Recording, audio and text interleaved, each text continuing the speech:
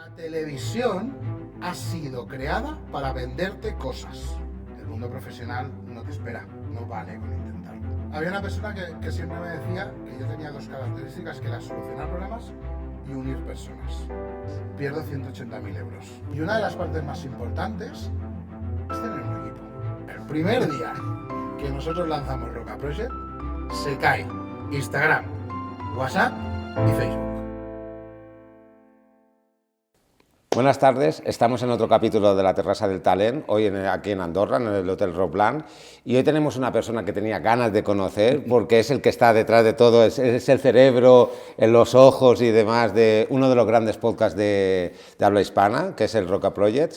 Con lo cual, Nathan, gracias por venir. Encantado, un placer, la verdad. Para mí esta tarde es aprender, porque ya lo sabes, ya has visto, estamos en el Rockland, pero es nuestro podcast, es muy pequeñito comparado y venimos a aprender. Entonces, antes de aprender de todo el proyecto que lleváis, ¿quién es Nathan? Es decir, ¿cómo llegas al mundo audiovisual, productor y demás? Yo empiezo a trabajar cuando tengo 16 años en el mundo del espectáculo. Yo me dedicaba a hacer producción de eventos, trabajaba en conciertos, trabajaba en música, en teatro, en todo. Yo empiezo con 16 años aprendiendo y la verdad es que tengo oportunidades muy grandes desde muy joven de estar pasando por todos los aspectos de la producción musical. O sea, desde traer cafés, desde descargar camiones, desde estar al lado de un técnico, pasar por madrugar y trasnochar, hasta el punto de que se unen las dos y no duermes. Entonces, eso para mí fue la universidad de mi vida. Yo con 16 años ya estaba haciendo eso, con 18 años sigo en ese proceso y estoy girando por toda España, por toda Europa, con diferentes artistas. Y en el año 2005 yo decido montar una productora por mí mismo y el primer evento que yo hago pierdo a la traducción de euros, porque en aquel momento todavía andábamos en pesetas y mi cabeza pensaba en pesetas. ¿En pesetas? Pierdo 180.000 euros. Con todo esto, hipoteco la casa de mis padres para pagar esos 180.000 euros. Wow. Tengo que dar la cara delante de todas las empresas, que además eran amigos, empresas de Barcelona, sobre todo de producción, pero tenía empresas de Zaragoza, empresas de Valencia, Madrid, donde yo debía dinero a todo el mundo. Entonces es ir, dar la cara, presentarte delante de ellos y aprender lo que realmente es el mundo de los negocios. Ayer estábamos entrevistando a un gran empresario español y decía que en la vida hay que fracasar hasta 4 veces para realmente aprender. Son las bancarrotas de los empresarios o las depresiones de los seres vivos, Totalmente, por así decirlo. totalmente. Y creo que ese proceso de aprender y de rebotar en cada crisis, cada vez rebotas más alto. Y el rebote, aunque muchas veces bajas de nuevo a los infiernos y tienes que mirar hacia arriba para ver el cielo, creo que para mí ha sido lo que yo le llamo la universidad de la vida. ¿Por qué le llamo la universidad de la vida? Yo abandoné los estudios a los 19 años después de repetir cuarto de ESO y después de repetir primero de bachillerato. No se me daba bien. Para mí el sistema educativo es un sistema de eliminación de personal y a mí me filtró rápido y me sacó fuera. Me sacó fuera. Pero es verdad que la vida fue mi mayor carrera y en ese sentido yo aprendí muchísimo de lo que es la vida dentro del panorama profesional. El mundo profesional no te espera, no te abraza, no te da oportunidades, simplemente pasa el camión por delante, si lo tomas bien, pasa el tren por delante, si lo tomas bien, pasa el taxi por delante y a veces pasan Porsches. A veces pasan Porsches y en la vida pasa eso. Y cuando vienen camiones, vienen autobuses, vienen trenes o vienen, pues a veces esos transportes también se estrellan. Claro. No es que un tren sea mejor que un Porsche o que un Porsche sea mejor que un tren. O los aviones, que son los más seguros, también se estrellan. Eso lo dice mi hermano. Mi hermano es piloto y siempre me explica y me dice, no, cuando un avión se estrella, cuando se estrella, se mueren 150 personas. En un coche se mueren 2, 4 a lo sumo. Entonces, es muy importante saber que en el proceso empresarial el fracasar va al orden del día. El otro día estaba escuchando a José Elías y él decía que era fracasado 3 veces en su vida, por lo tanto, según el empresario le queda una todavía. Y él decía, yo tengo miedo a volver a hacer una bancarrota. Claro. Porque cada día me juego en los negocios el dinero y las bolas de nieve son muy rápidas. A mí me llegó una Yo aprendí después de este fallo en una gira que hice por toda España, mi siguiente, que fue la tercera, mi siguiente bancarrota, vino dada por cobrar, y esto, claro, yo soy español y pago mis impuestos en España. Cuando en España pasas de una cierta cantidad de dinero, pasas a un rango de IRPF distinto. Yo no lo sabía. No lo sabía. Porque en el colegio te enseñan los ríos de España, pero no te enseñan lo que es hacer la renta. O te enseñan los ríos de España, pero no te enseñan a pagar impuestos. Ni a saber, en España, tú tienes que decirle a Hacienda qué le debes. Y cuando tú respondes qué le debes, ellos te dicen, has acertado. Y si no te dicen, has fallado, multa. ¿Qué me pasó a mí? Pues que yo pasé de ese rango de IRPF, no había guardado el dinero suficiente para pagar ese IRPF y eso generó en mi vida una bola de nieve. Una bola de nieve que dentro de este personaje que está detrás de Roca Project, yo he pasado por el proceso de segunda oportunidad en España como empresario para tener una segunda oportunidad en la vida. He dicho cosas malas de impuestos de España, pero en España hay una cosa muy buena que se llama segunda oportunidad. Y todo empresario, se lo digo, todos los empresarios que hayáis tenido alguna vez un problema económico, hay esa oportunidad de salir de nuevo. Y uno de los últimos coches, trenes, Porsches que pasaron por delante en mi vida fue Roca Project.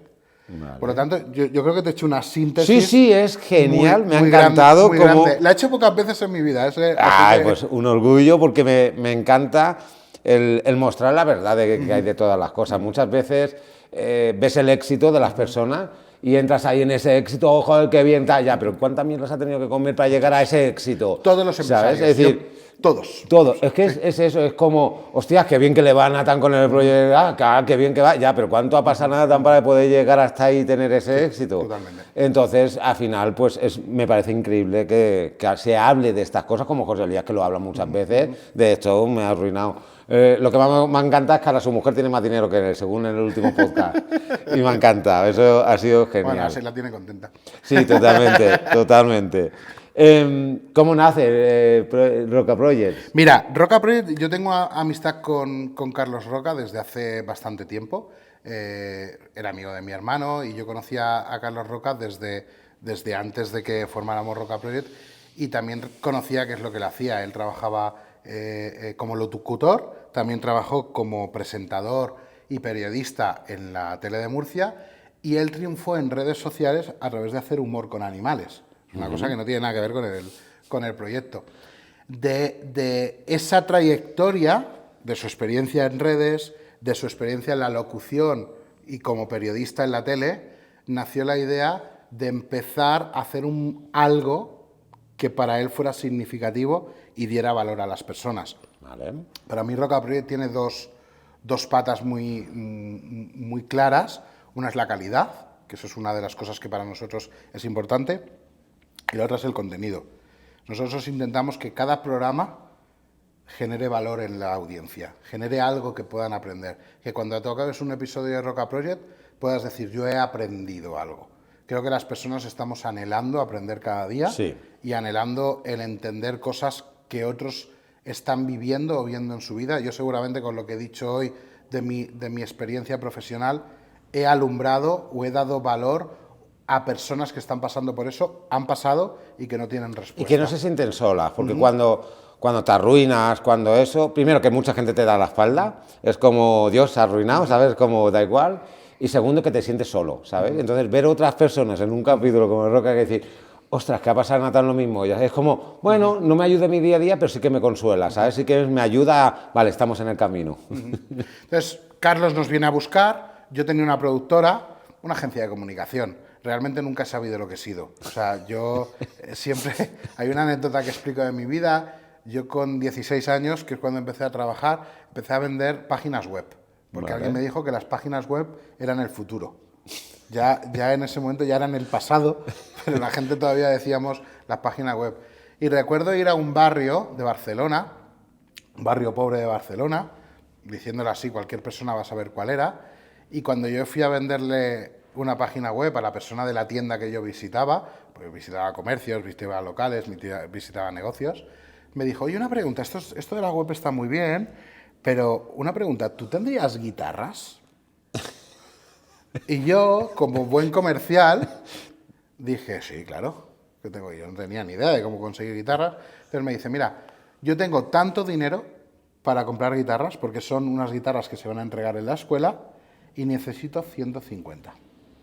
Entonces yo salí del lugar, llamé por teléfono a una empresa de guitarras y le pedí 250. ¿Cuántas me necesitaba? 150. Yo pedí 250 porque había que ratear el precio. Entonces yo pedí 250 guitarras, logré un buen margen con las guitarras para conseguir el precio que esta persona me había pedido y le dije, mira, si tú me las dejas a este precio, yo te voy a hacer un primer pedido esta misma tarde, si tú me confirmas, de 150.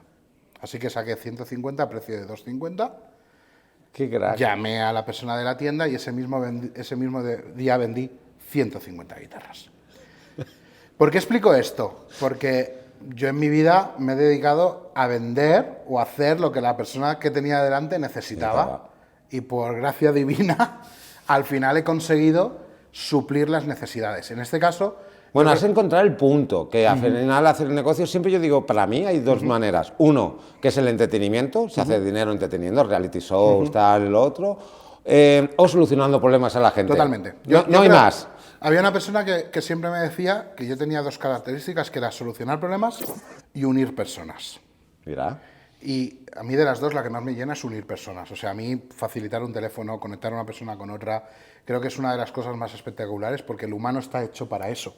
Vale. Estamos sobreviviendo precisamente porque tú me puedes dar el teléfono de alguien que requiere algo mío o que yo requiero una persona. O sea, y eso es una parte fenomenal. Cuando Carlos llega a nuestra agencia estaba funcionando más o menos bien. La verdad es que ni nos podíamos quejar, pero tampoco nos estábamos forrando, la verdad. Vivíamos en un sueldo bastante justito, pasábamos bien. Yo considero que yo soy más de vivir bien que de cobrar mucho. Vale. Soy una persona muy familiar, estoy casado, tengo 2 hijos. Yo a partir de las 4:30 de la tarde lo que tengo ganas es estar con mis hijos, pasar tiempo en familia. No siempre lo logro. Ese es mi ideal, pero no siempre lo logras. Así que en este punto, cuando Carlos llega, nosotros nos estábamos replanteando qué hacer como agencia. Esa pregunta que el empresario se hace toda la vida de qué quiere ser de mayor. Sí. Es una pregunta que yo creo que no acaba nunca y que las personas que somos emprendedoras la tenemos siempre. Es como que nuestro anhelo siempre es estar creando o haciendo nuevas cosas. Hay gente que ha nacido para trabajar para otros y hay gente que ha nacido para dar trabajo a esos que quieren trabajar para otros. Pues yo estoy en el primero. Cuando Carlos viene a nuestro estudio a contarme esta idea, yo tengo otro socio, él me lo explica y yo veo que eso es una barbaridad de proyecto. O sea, yo entiendo perfectamente el corazón de Carlos, veo lo que él quiere transmitir, el tipo de programa.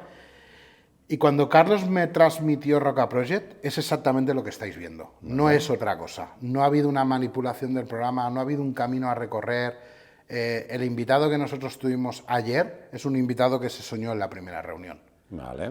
Y creo que en la bendición de hacer este trabajo y en los caminos que Dios va abriendo en todo, esto se ha ido cumpliendo uno tras otro. Y creo que esa es la parte espectacular de este asunto, que no ha habido en ningún momento más que ilusiones, ganas de trabajar, ganas de hacer las cosas bien y de esforzarse por ello. Y a la vez, y lo he dicho como algo muy importante, que ni el dinero ni el esfuerzo nos quite la vida.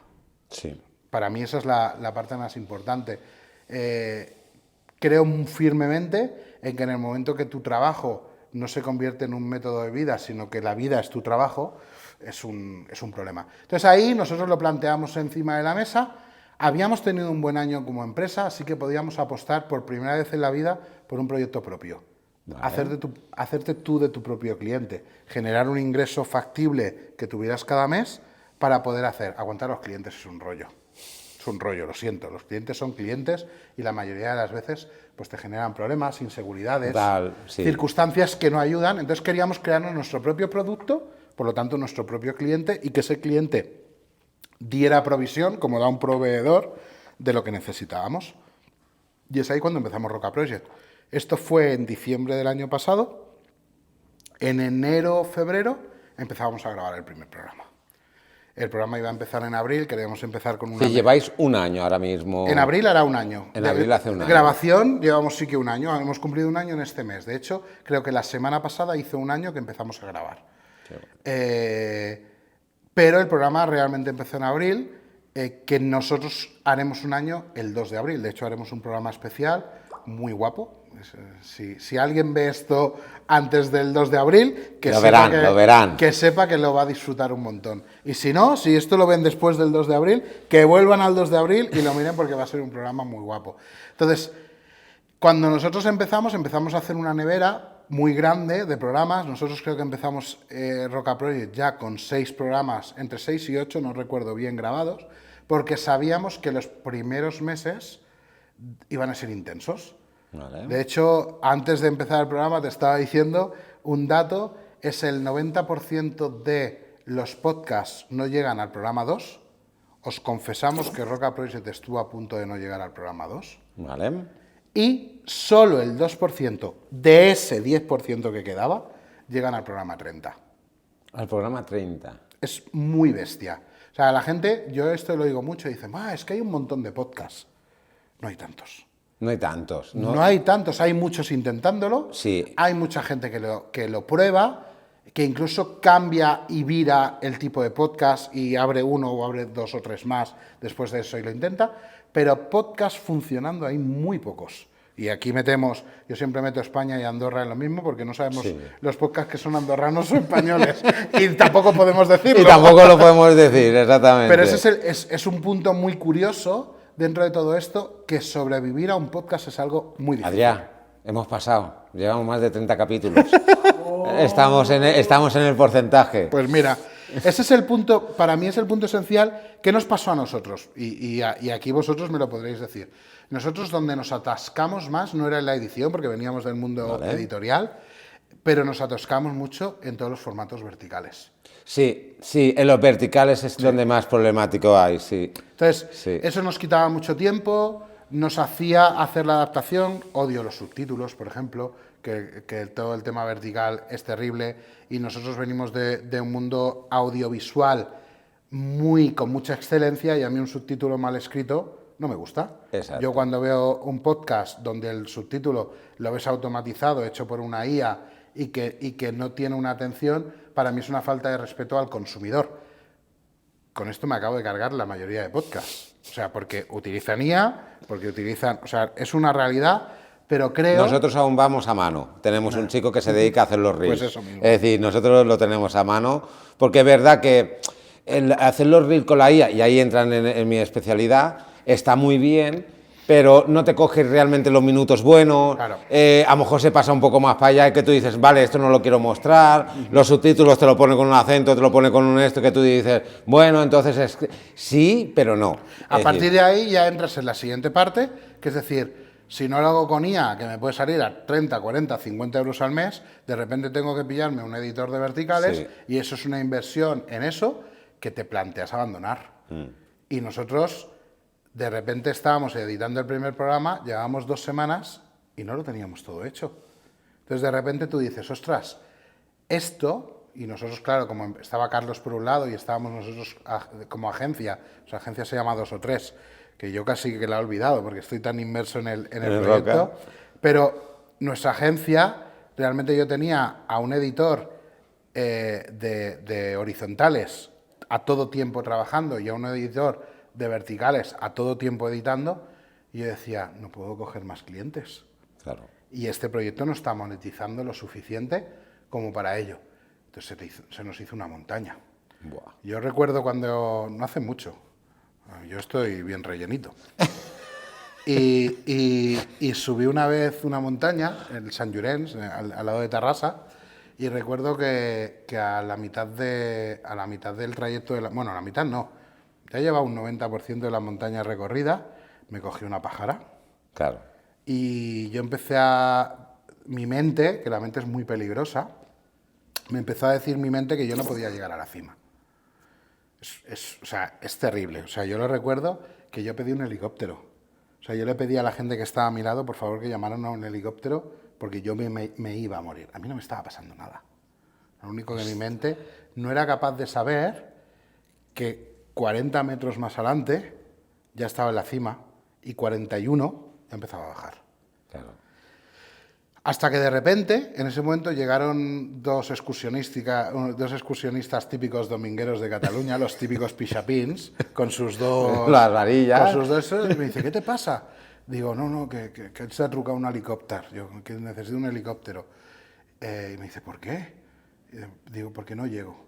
Y me dice, pero si está ahí. Entonces yo me levanté inmediatamente, me puse de pie y caminé hasta la cima. Y eran 40 metros. O sea... Buah. Es muy fuerte que si tú no sabes dónde está la cima, a veces te quedas a 40 metros de ella. Ayer estuve en una conferencia con Marian Rojas Estapé y con Emilio Duró en Barcelona, y decía Emilio Duró que hicieron un experimento con ratas, no sé si lo has oído. Esto es Creo muy que bueno. sí, algo de eso. Cogían a unas ratitas típicas de clavaguera, de alcantarilla, y la metían en agua y la ponían a nadar durante 15 minutos. Sí. Y las ratas se morían a los 15 minutos. A todas las ratas les hacían lo mismo hasta que llegaron a un número de ratas, no sé si era la 10 o la 11, que en el minuto 14 las sacaron del agua y al cabo de un rato la volvieron a meter. La rata seguía nadando y cuando llegaba al minuto 14 la sacaban del agua. Volvían a poner una rata y al minuto 14... La rata, ¿sabéis cuánto tiempo nadó con este proceso? 60 horas. A las 60 horas murió fallecida. Pero las primeras, a los 15 minutos, fallecieron. ¿Cuál es la diferencia entre una rata y la otra? Que esta sabía que le iban a sacar. Claro. Y muchas veces en los procesos de negocio, y es un poco lo que nos pasó a nosotros, era como que no veíamos fin. Y yo invito a la gente en cualquier tipo de negocio, hoy estamos hablando de un podcast, pero si habláramos de cualquier otro negocio, le invito a saber que pregunten a la gente que tiene a su lado, que se rodeen de otras personas. Una de las cosas más increíbles que nos ha pasado en el podcast es poder conocer a otros podcasters. Sí. Para mí es de las... para mí ha habido antes y después conociendo a gente dentro de este... Al final, el networking que haces, el conocerlo, el ver otros puntos de vista, donde han llegado ellos, donde tú quieres llegar, la inspiración, no sé. Mira, nosotros estuvimos no hace muchos programas, a los chavales de Tengo un Plan, a Juan y a Sergio, más buenos amigos nuestros, justo después de ese programa, en los cuales yo creo, y no es una broma lo que voy a decir, yo creo que el 90% de lo que te puedo explicar hoy lo aprendí ese día. Sí, creo que son muy buenos. Yo no tengo el placer de conocerlos, pero... Y hablándonos del negocio, de cómo monetizáis, cómo invitáis, cómo recibís, cómo hacéis patrocinios, todas estas cosas que nosotros desconocíamos, pero ellos, aunque tienen 22, 23 años, llevan un recorrido impresionante. Y una experiencia increíble. Ahí aprovecho, si vais a Roca Project y veis ese programa y sois podcasters, vais a aprender un montón sobre este mundo. Pues nosotros en el primer programa nos pasó eso, que nos tiramos casi entre 3 y 4 semanas pensando en cómo podríamos afrontar el workflow, el trabajo diario, para lograr sacar un programa cada 15 días. Un programa cada 15 Y días. no llegábamos.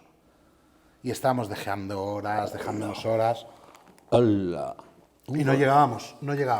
Y eso es ahí donde, lo que decíamos en el primer programa, tú te das cuenta de que has montado un negocio fallido.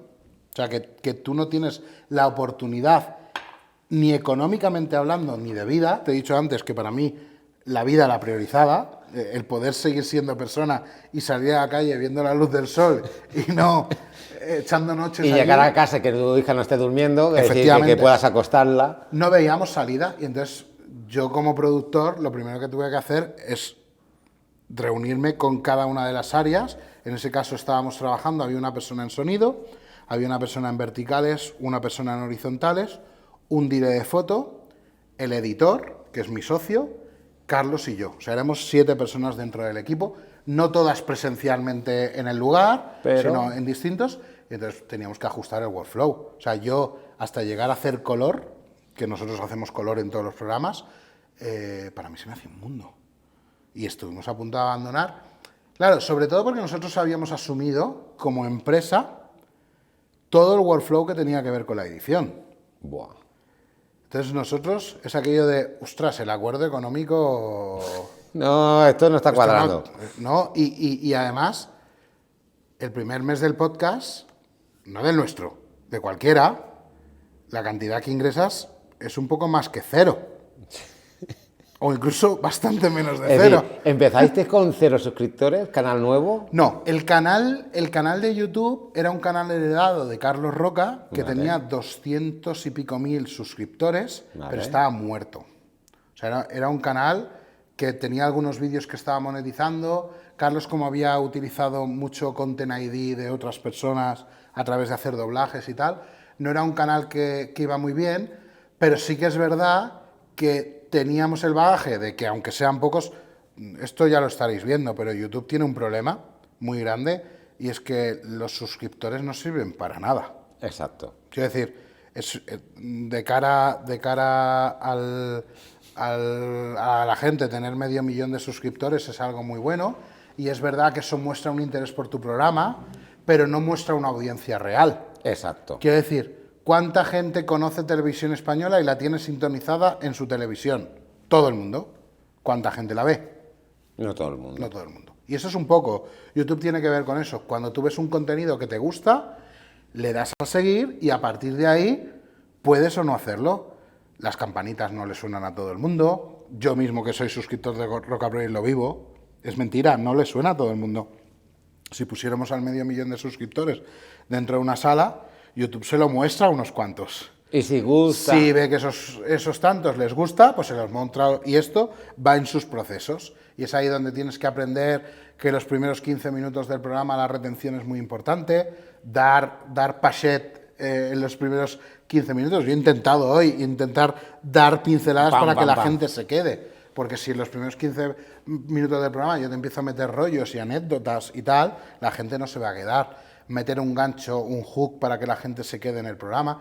Claro, eso lo aprendes en el día a día, no lo aprendes el primer día que tienes un programa. La retención en YouTube por debajo de 20 minutos es una desgracia de programa. Vale. Y esto alguien te lo tiene que decir. Alguien te lo tiene que decir, oye, si no llegas a No los hay 20, no hay un manual de YouTube donde la gente, bueno, ahí supongo la gente que vende cursos de cómo monetizar en YouTube hará eso, porque yo no he pagado ninguno de estos. Pero la realidad es que hay muchas cosas y que seguramente estos que hacen los cursos me las discutirían y me las discutirían con razón, pero son mi experiencia. Es tu experiencia. Y es ahí donde nosotros tratamos de movernos. Primer programa, hacemos este fracaso, sale el primer programa, y ya os lo he dicho, no sé si lo he dicho fuera del programa, pero si no, lo digo ahora. El primer día, esto lo voy a decir a cámara, el primer día que nosotros lanzamos Roca Project, se cae Instagram, WhatsApp y Facebook. Os estoy hablando que nosotros, entre Carlos, que ya tenía unos casi 3 millones de seguidores, más los 3.000 o 4.000 que habíamos creado con el avance, alrededor de casi 3 millones y pico, no supieron de nuestro programa. Buah. Entonces nosotros salimos en un canal de YouTube, que sí que es verdad que tenía 200 y pico mil, y el primer programa, el primer día, tiene poco menos de 700 visualizaciones. Claro. Claro, es verdad. Yo ahora, y esto es una cosa que yo siempre se lo digo a la gente, nosotros hablamos de números ahora de una manera, o sea, que yo le digo a una persona que teníamos 700 visualizaciones en el primer programa, es una triunfada. Para nosotros hubiera sido triunfada. Hubiera una triunfada, pero en los números que nosotros estábamos manejando era un profundo desastre. A partir de ahí llegamos al segundo programa. Nosotros el segundo programa lanzamos a Manel Sanz. Vale. Segarra. Nosotros fuimos el primer podcast que grabó a Manel Sanz. Manel Sanz es un tío que hace 4 millones, 3 millones, 2 millones. Grabamos a Manel Sanz el cuarto. Pero nosotros lo quisimos al final sacar el segundo porque otro podcast lo había sacado antes que nosotros. Vale. Y sabíamos que él estaba haciendo varios podcasts y nosotros si lo sacábamos el cuarto igual ya éramos el último. Era el último. En nuestro segundo podcast, Manel Sanz nos marcó en el primer mes casi 200.000 visualizaciones. Wow. Esto es un wow, pero en mi experiencia fue un espejismo. Ok, porque no es real. No es real. Teníamos un pedazo de programa, nosotros le hemos hecho la mejor entrevista que se le ha hecho a Manel Sanz, igual que hacemos las mejores a todos los que pasan por el programa. Sabíamos que era un producto muy bueno, pero cuando nosotros sacamos eso, en el tercer programa volvemos a marcar unos numerazos con Alessio. Es un chaval que tiene el 90 y pico % de su cuerpo quemado. Sí, lo he visto, ese capítulo vuestro lo he visto. Entonces, Me ha parecido Alessio barbaridad. nos vuelve a marcar números muy parecidos a Sans y en el cuarto programa nos metemos una leche real. Una leche que estaba a la altura del primer programa, porque lo que te digo, que tú tengas mucha gente que te ha visto en un programa, no significa que se lo vayas a mantener. Y entonces nos damos cuenta de que este trabajo va a ser un trabajo más a largo plazo de lo que parecía. Vale. Primer programa un fracaso, podía pasar. Segundo programa un bombazo. Tercer programa un bombazo. Y nosotros nos creemos ya que en 6 meses vamos a recuperar la inversión.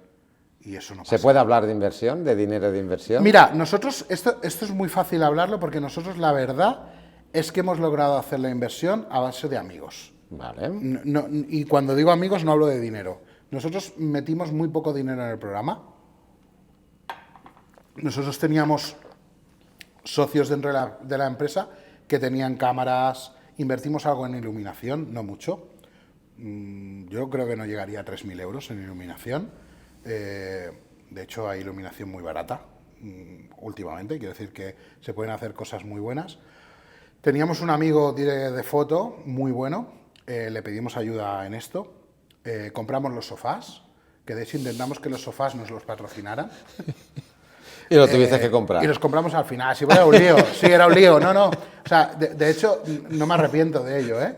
Creo que era peor firmar un patrocinio en ese momento que comprar los sofás. Que comprar los sofás. Sí, era mucho más fácil. Ahora me lo plantearía de otra manera, pero en ese momento el patrocinio era nuestra única salida económica. Entonces, cada vez que nosotros teníamos que comprar una cosa, por pequeña que fuera, o sea, pues la estructura de los focos, ostras, pues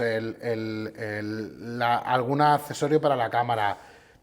Pocas cosas, pero al final era un esfuerzo económico.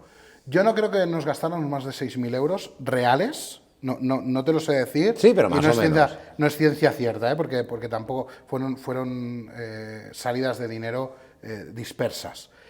Pero sí que es verdad que nosotros lo que teníamos era mucho bagaje profesional. Vale. Entonces, todas las inversiones que hacíamos eran inversiones a tiro hecho. Sí, sabíamos dónde, cómo y dónde. O sea, nosotros yo traía a un amigo, le invitaba a comer, le pagaba el avión, venía de Cádiz, es Julián Candón, que es nuestro dire de foto. Él venía, nosotros nos sentábamos en el plató, Carlos se ponía y yo recuerdo que la primera pregunta que hizo Julián a Carlos es: ¿tú qué quieres expresar? Esa fue la pregunta del dire de foto, que esa es la pregunta que tiene que hacer un dire de foto. Nosotros hay mucha gente que nos critica el programa porque es muy oscuro, porque es como muy solemne, vale, muy sobrio. Colores negro, fondo, una estantería en penumbra. La mesa la intentamos poner con cajas de fruta para que rompiera ese rollo y luego unos sofás azul eléctrico, que eso realmente era como que iluminaban el plató y daban. Luego queríamos hacer una iluminación poco invasiva. Esta iluminación, y no es una crítica, esta iluminación es una iluminación que a mí me molesta. Es decir, una persona cuando está hablando, yo tengo que mantener la atención hacia allí, porque me está iluminando este lado, vale, pero si yo intento mirar hacia allí, me va a molestar. Una de las cosas que le pedimos al dire de foto es hacer una iluminación trasera. Vale. Es una iluminación que le llaman, ahora no me va a salir el nombre, me saldrá en algún momento, vale, Rembrandt. ¿Vale? Es una iluminación que utiliza Netflix en todos los documentales, que consigue hacer el frontal desde aquí, por lo tanto me está molestando aquí, pero la tendencia es mirar allí. Vale, a la cámara. Y o sea, tengo aquí y tengo el trasero aquí detrás. Vale. Entonces me está generando. Entonces, eso es una de las cosas que nosotros en el plató, la gente dice que cuando llega a Roca Project raja. O sea, porque no tienes una sensación de estar en un lugar, de estar en un plató. Sí, es como más de estar no en un comedor, porque obviamente es todo figurado, pero estar en un espacio donde puedes compartir tranquilamente y a los 15 minutos te has olvidado de todo, del plató, de esto. Entonces, pasó que llegó un momento que en este transcurso nos dábamos cuenta de que era muy importante crear ese ambiente. Vale. Entonces oscurecimos la sala que teníamos, buscamos alguna manera que la persona se sintiera cómoda, una alfombra donde la gente sintiera calor, el suelo era muy frío.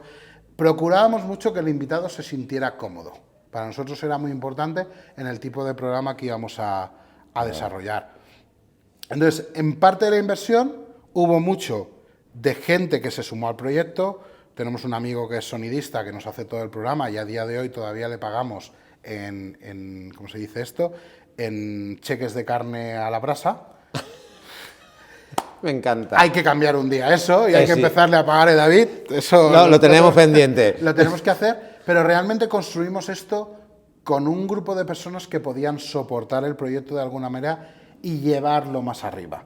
Siempre teniendo en cuenta, y esto es una de las cosas que yo siempre le digo a la gente, es rodéate de gente mejor que tú.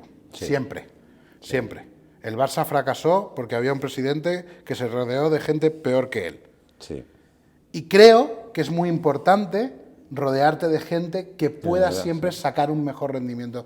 Y esto es una de las cosas que yo honro de Carlos, que él siempre se ha buscado los mejores para estar a su lado. Eso también tiene otros problemas, es luchar con egos. O sea, la creatividad tiene mucho ego acompañado y gestionar egos y dirigir, como hace Carlos, egos. Yo tengo mucho ego, tengo mucha personalidad, tengo mucho carácter, me peleo y luego te abrazo, pero me peleo. Entonces, este punto yo creo que es muy importante a la hora de tener un buen líder que vaya gestionando todos los egos. Desarrollar el proyecto. Y una de las partes más importantes es tener un equipo. Sí.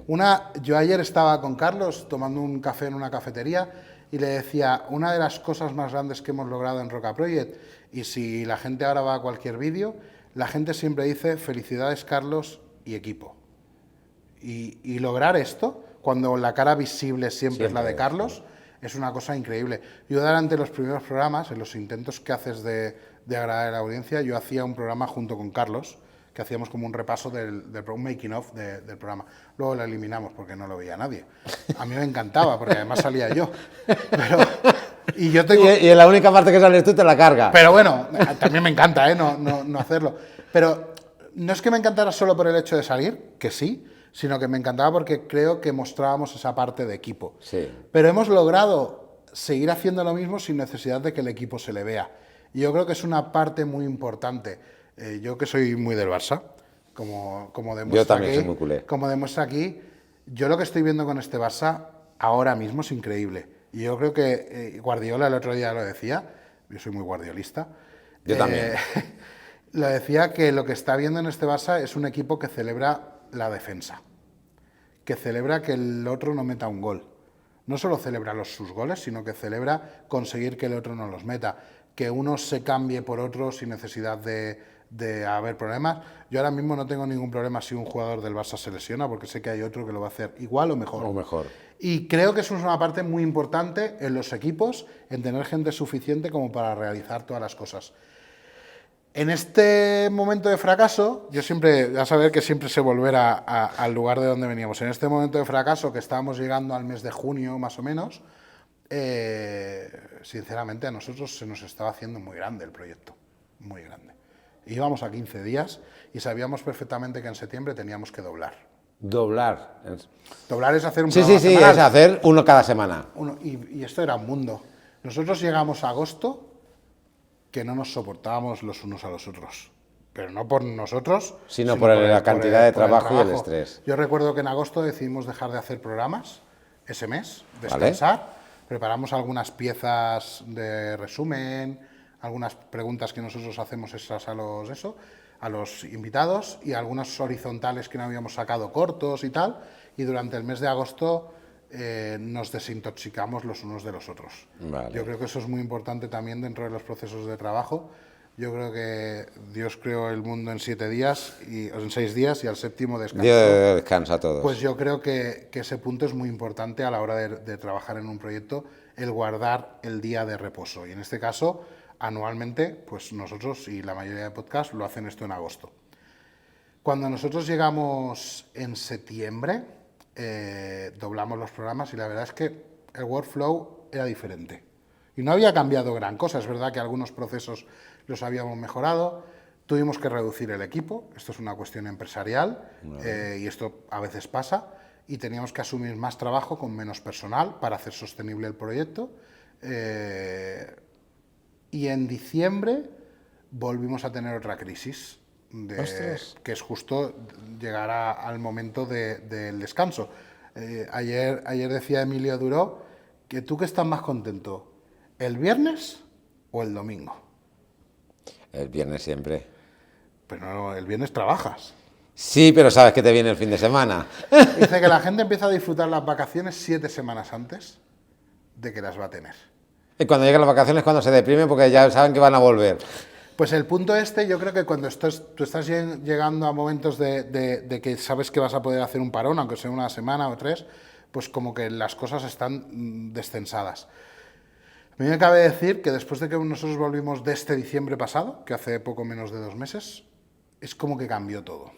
Vale. O sea, los procesos de trabajo con menos personal se automatizaron.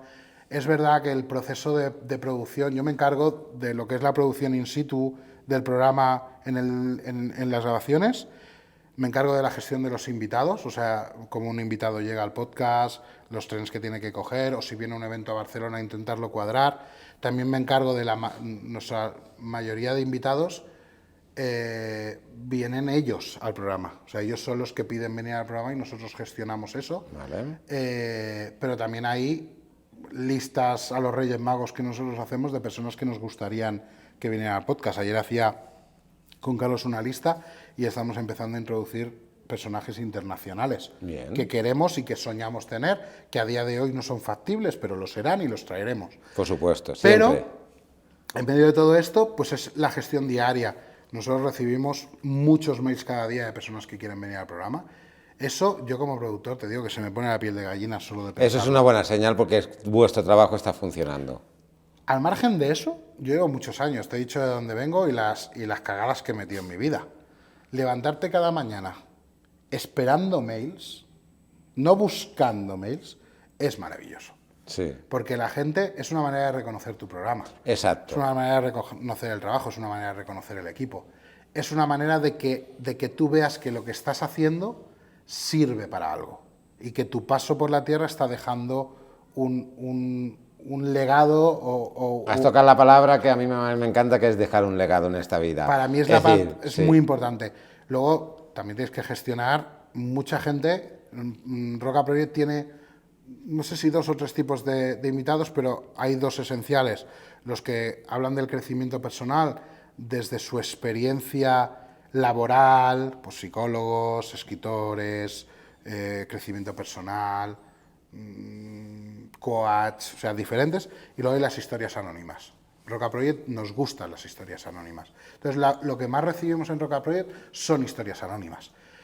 Pero no todas las historias anónimas son explicables. No todas las historias anónimas las puede explicar el anónimo. Exacto. Nosotros en Roca Project pedimos a todas las personas, incluidos los conocidos, y esto es muy importante, que nos envíen un vídeo de 5 minutos explicando por qué deberían de estar en Roca Project y qué valor pueden dar a la audiencia. Wow.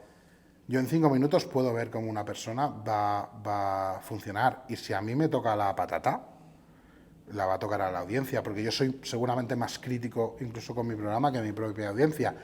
No más inteligente, pero más sí crítico. que más crítico. Porque la audiencia también te va diciendo, la audiencia nos penaliza cuando un programa no churrula, nos pasa. Entonces, en la parte de estar cada día tocando tierra, escuchando historias, viendo realidades, recibimos muchas enfermedades minoritarias, Sí. sobre todo. Es verdad que son personas que quizá no pueden explicarla porque su manera de expresarse no es la mejor, pero hay una historia detrás. Pues ya buscaremos maneras de poderlo hacer. Igual son programas con 4 o 5 enfermedades que puedan hablar de ello, no sé. Sí, ya, se van a ir mirando se nos cosas. ocurrirán, pero es verdad que cuando la gente escribe a tu programa, nosotros en Roca Project, y podéis hacer el intento si queréis, si escribís, yo siempre voy a responder. Todo el mundo. Y a todo el mundo le voy a pedir siempre las mismas cosas. Un vídeo de 5 minutos. Un vídeo de 5 minutos, si tienes un libro, si tienes un manuscrito, cualquier otra cosa, los temas que quieres hablar y cuál es el objetivo que quieres conseguir con el podcast. Pues hay gente que quiere un objetivo económico porque tiene una empresa, hay otros que quieren recaudar fondos para una enfermedad, otros que simplemente quieren explica su historia, o otras personas. Tuvimos a una chica que se llama Miriam Sanabria. Ella fue una chica que estuvo en una casa súper desestructurada, padre alcohólico, divorciado, hermano drogadicto. Y ella me explicó que necesitaba venir a nuestro programa, y lo estoy explicando porque lo explica en el programa ella, no estoy explicando nada que no pueda explicar, porque en su proceso de sanación personal necesitaba explicar esto en Roca Project. Qué bueno. Para mí tener esa persona en el podcast es de los invitados... Hablando de invitados, ¿qué invitado de todos los que han pasado, que ya han pasado, es el que te dices, wow, pero por su energía, o porque entra con una... Es decir, ya no tanto a lo mejor la historia, sino, pero hay personas que te entran en el podcast que dices, me ha dejado flipar, me ha cambiado. Mira, en esto voy a responder una cosa y seguramente a ti te habrá pasado con la gente que viene aquí. Una cosa es Natán aquí delante y otra cosa es Natán detrás. Totalmente. Hay invitados que me han sorprendido mucho en el sofá y me han sorprendido muy poco fuera del sofá. Vale. Hay invitados que me han sorprendido poco en el sofá y me han sorprendido mucho fuera del sofá.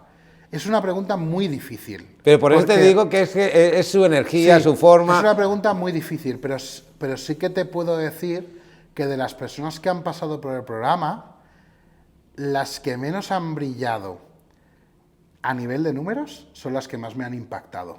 Vale. Y creo que son las que realmente han dejado un pozo más grande en el programa. Y yo he aprendido a valorar el programa no por las visualizaciones que tiene, sino por la experiencia con el invitado. El invitado que más me ha hecho guau en mi vida en este podcast, uno es Manel Sanz, que me parece un tío espectacular que te embelesa. Yo siempre digo que Manel Sanz debe ir conduciendo y haciendo reels. O sea, porque cada vez que abre la boca te hace un reel viral. Sí. Nosotros tenemos horizontales de Manel Sanz de 12 minutos que tienen 400, 500.000 visualizaciones. Yo le digo que a mis hijos les voy a dejar un vídeo de Manel Sanz de herencia, ¿sabes? Porque le va a dar pasta para toda la vida. Es que Manel Sanz es que tela, ¿eh? Este es uno de los que más así me ha impactado. Otro de ellos es Fer Miralles. De hecho, hoy voy a estar con él cuando acabe el podcast. Va a venir a visitarme hoy. Fer es una persona encantadora. Es para el que la gente que no lo conozca, él es un orador, tiene, que me parece que 9 premios de oratoria en España. El mejor mejor de Europa, o el mejor del mundo, algo así. Tiene algo. Yo soy muy fan de él. Nos dejó una de las frases que más nos ha captado en Roca Project, que es galletita de ego. Él es un especialista en llegar y decirte lo que quieres escuchar y ganarte tu confianza en menos de 3 minutos. Yo estoy pensando, dentro de un rato que tengo que hablar con él, estoy pensando en la pose, cómo ponerme para que él me perciba correctamente.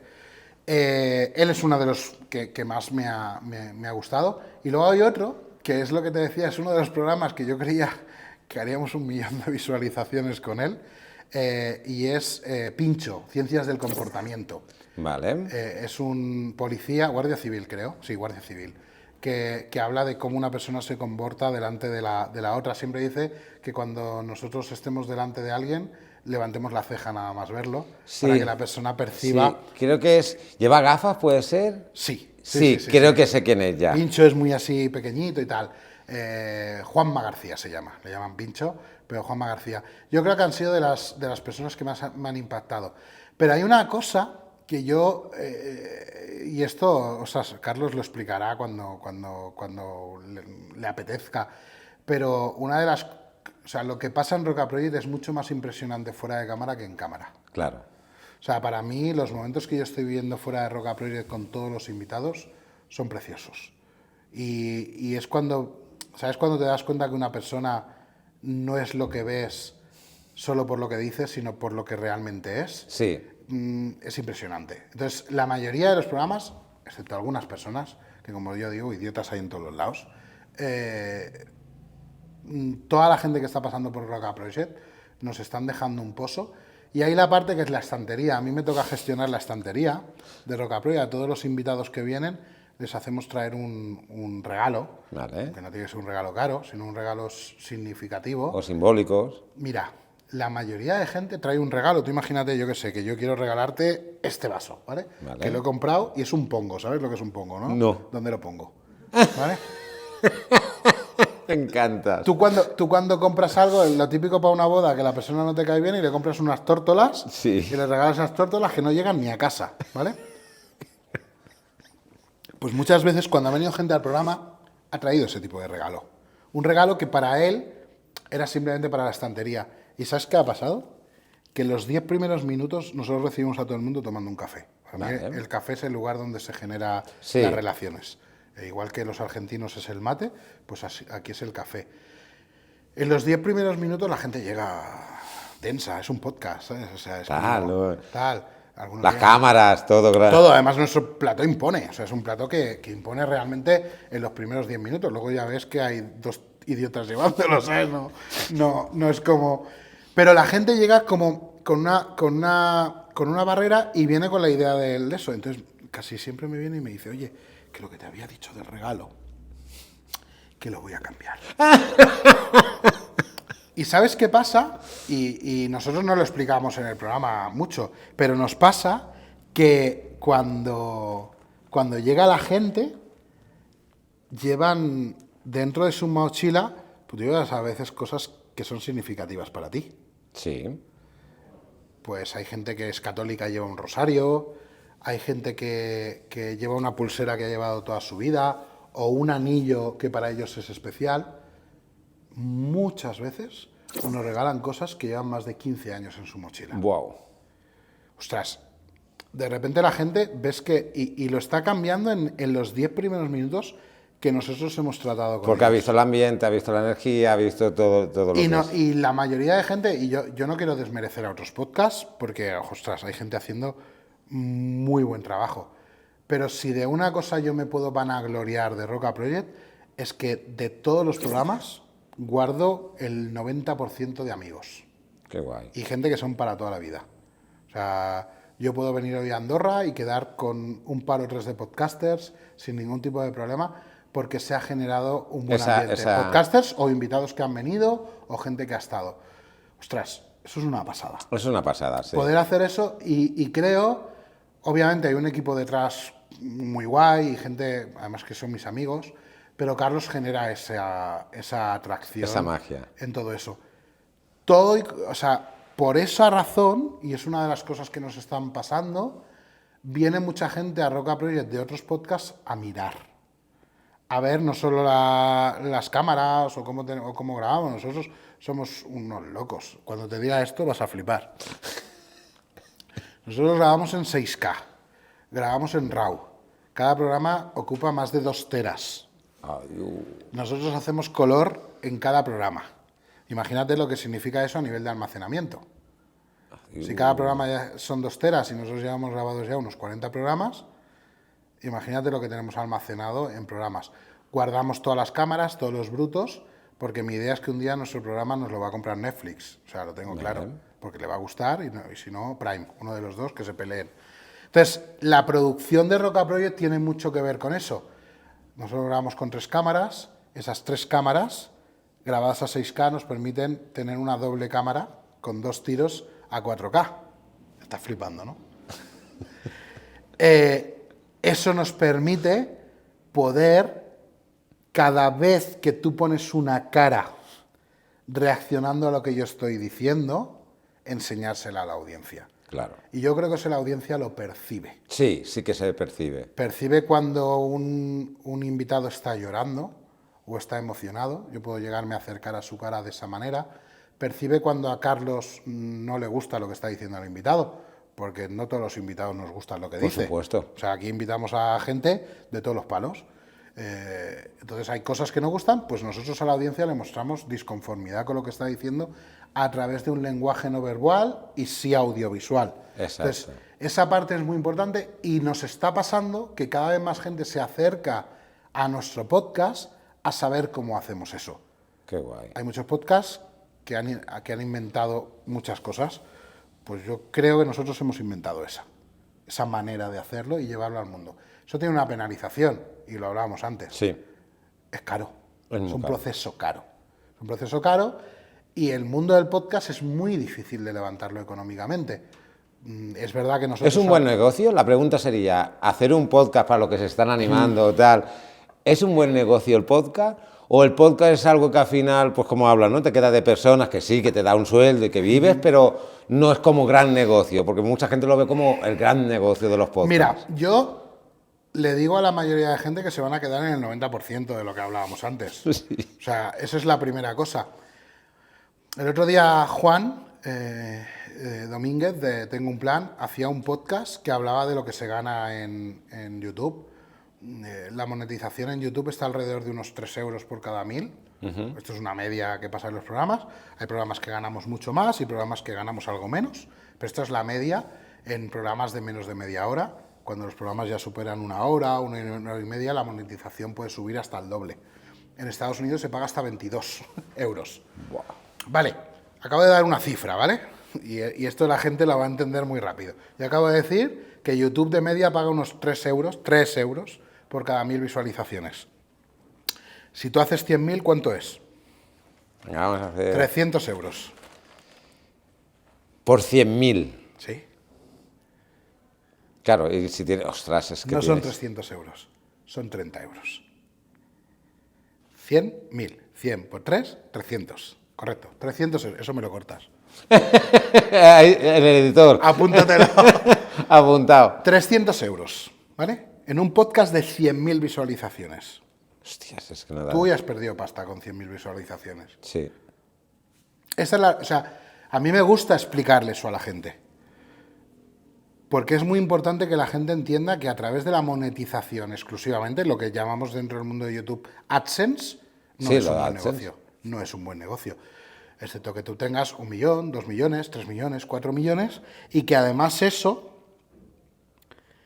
se convierta en un repositorio donde tú tengas, pues lo que tenemos ahora nosotros, 40 programas, o lo que tiene el señor Jordi Wild, que son 380. Bueno, Jordi Wild... Eso es la liga, ¿eh?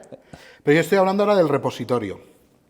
Un programa de hace 4 meses, a mí me da dinero hoy. Exacto, eso sí que lo tiene YouTube, exacto. ¿Vale? Me da dinero hoy, la tele pasa y pasa, Netflix pasa y pasa. Es decir, de hecho, si os fijáis, yo que soy me gusta mucho Netflix, cada poco pone a punto de marchar marcha pronto. Porque son películas que entran y al cabo de un tiempo se van, porque ellos han tenido que pagar una licencia para ponerla. Entonces, yo siempre le explico a la gente que el modelo de negocio de YouTube no está basado en el AdSense, en la publicidad. Tiene que estar basado en qué generas a través de eso. Vale. ¿Vale? Hay muchas maneras de hacerlo, pero yo lo voy a centrar porque si la gente le hablas de cosas muy grandes, se pierden y entonces dicen, esto da dinero. No. La parte buena que tiene YouTube y la parte buena que tiene las redes y cualquier cosa es que es un escaparate. Sí. Cuanta más gente te vea, más escaparate tienes. ¿Cómo se llama la avenida esta? Meritxell, ¿no? Meritxell. Vale. No es lo mismo un local allí que un local 3 calles más para allá. Si tú tienes un restaurante allí, y eso lo decía Ferran Adrià, cuando yo monto un restaurante en Paseo de Gracia de Barcelona, la silla, a nivel de alquiler, el espacio que ocupa esa silla, a mí al mes me cuesta 500 euros. ¿Por qué? Porque está en el Paseo de Gracia. No hay más. Si tú calculas que en un restaurante de Ferran Adrià, en el Paseo de Gracia, le caben 100, multiplica 100 por 500 y te darás cuenta que ese negocio no es rentable. Y que cuando Ferran Adrià te cobra 130 por un menú, no es un menú caro. Otra cosa es que tú te lo puedas permitir. Pero no es caro. ¿Por qué digo eso? El escaparate de Paseo de Gracia es un escaparate que tienes gente que tiene dinero, porque yo no paseo por Paseo de Gracia, nunca. Yo he vivido en Barcelona y rara vez se me ocurre ir a Paseo de Gracia. A mí no me importa la Rolex. Claro. No puedo comprarme un Rolex. No es el lugar donde yo voy. Pero estar la Rolex en Paseo de Gracia le permite que haya personas que sí que pueden comprar un Rolex, que pasen por allí y que lo puedan comprar. Por cierto, no se venden Rolex. Hay tal lista de espera que no... Es verdad que hay una lista de espera que es que da igual que tú entres que no te lo van a vender. Es muy flipante. Hay una tienda escaparate que no vende relojes. Ya está, ahí lo dejo. Fijaros en el escaparate. ¿Por qué explico eso? Porque YouTube, cuantas más visualizaciones tienes, mejor escaparate tienes. Vale. Vale, ahora lo vamos a extrapolar para que la gente lo entienda a la televisión. Si hay personas adultas que no saben esto, le voy a romper la magia como a los niños con los Reyes Magos, ¿vale? La televisión ha sido creada para venderte cosas. Me explico. Las películas que ponen en la televisión, que los mayores de 55, 60 años todavía ven, Sí. las películas que se crean para la tele, los programas que se crean para la tele, se generan para retener personas y ponerles anuncios. Vale, para tener toda su atención y vender anuncios. ¿Vale? Ya está. Y la tele vive de generar contenido para meter anunciantes. Ese modelo ha ido variando de forma y manera que antes los anuncios eran entre medio de las películas, Exacto. 6 minutos, 3 minutos, Volvemos en... ¿vale? Ese tiempo pasaba eso y ahora ha virado a lo que se llama el product placement, ¿vale? Que es algo, esto no nos pagan, aquí pagadnos, por favor. Un product placement es lo que pasó en La Casa de Papel Vale. con Estrella Galicia. Ok. Estrella Galicia, aparecía el camión, Sí. cuando ellos se marchan en el camión de Estrella Galicia, ¡pam! Estrella Galicia pagaba una pasta para aparecer en eso. Ahora los product placement se dan mucho en la tele, que es un patrocinador no directo que tú estás percibiendo en eso. En el esto y en el subconsciente, al final lo ves. Eso se aplica ahora a Prime. Prime, por ejemplo, era un negocio gratis. Si tú tenías una cuenta de Amazon, tenías Prime gratis. Exacto. Ahora Prime te dice, si tú no quieres anuncios, una vez ya te ha tenido amarrado, paga. Entonces ahora yo que veo Prime, cada media hora, 3/4, me venden 3 anuncios. Y cada vez me van a meter más Claro. hasta que yo me salte al premium. Y ya... Entonces ahí ya el dinero que le genera la publicidad, que son esos 3 cada 1000, Vale. porque no es diferente, pasa a Prime, que lo paga esos pues 3, 5, 10 euros que tú pagues porque tú no vas a ver 1000 visualizaciones. No. Tú no la gastas. De hecho, cuando tú pagas 3 euros o 4 euros de suscripción, pagas más que los anunciantes. ¿Vale? ¿Por qué explico eso? Porque los podcasts, el negocio de los podcasts no está en hacer un podcast, sino en que el podcast tenga muchas visualizaciones. Vale. Por lo tanto, se convierte en un buen escaparate y las personas, las marcas, los productos, cualquier cosa, quiere estar en tu podcast y generar a la audiencia necesidades como son la publicidad. Eso es Está una mega masterclass. explicado. Es- Esto es una masterclass, totalmente. Hace 6 meses yo esto no lo sabía. Y para ir terminando ya, porque no te quiero robar mucho tiempo, hemos hablado de un tema que me ha encantado y es ¿qué legado quieres dejar en tu vida? Es decir, tanto con el proyecto, con el podcast, como en tu vida personal. Si miramos a Nathan en el futuro, ¿qué legado quieres dejar? Ostras, esta pregunta la hacen siempre al final del programa y nunca me la he preguntado. Es muy divertido. Es muy divertido. Hay una cosa que siempre le digo a mis hijos, y yo no sé si está bien o está mal, pero mis hijos, cuando yo les pido algo, me dicen que lo van a intentar. Y yo siempre les digo que no vale con intentarlo. No les digo que solo vale con conseguirlo, pero que muchas veces las cosas no vale con intentarlo. Tienes que hacer algo más, tienes que dar una milla extra. Ayer una persona en el podcast nos decía que cuando tú caminas el Camino de Santiago, hay personas que te acompañan en el Camino de Santiago, hay personas que no te acompañan en el Camino de Santiago, hay personas que te encuentras en medio del Camino de Santiago, hay personas que te ayudan en el Camino de Santiago, hay personas que te molestan en el Camino de Santiago, hay personas que te quitan en el albergue, hay personas que comparten su comida, pero al final llegas a Santiago. Exacto. La pregunta es que si Santiago es el final. Y yo creo que siempre merece la pena no solo intentarlo, sino dar algo más por ello. Y yo quiero que me recuerden no solo como una persona que lo intentó, sino que una persona que no dejó de intentarlo. Pues con esto creo que ya lo tenemos hecho. Nos vemos en el siguiente capítulo. Nathan, ha sido un placer y un orgullo tenerte. Igualmente. Hoy he sido de los podcasts como tú, que he aprendido un montón. Y nos vemos dentro de muy poquito. Gracias. Gracias.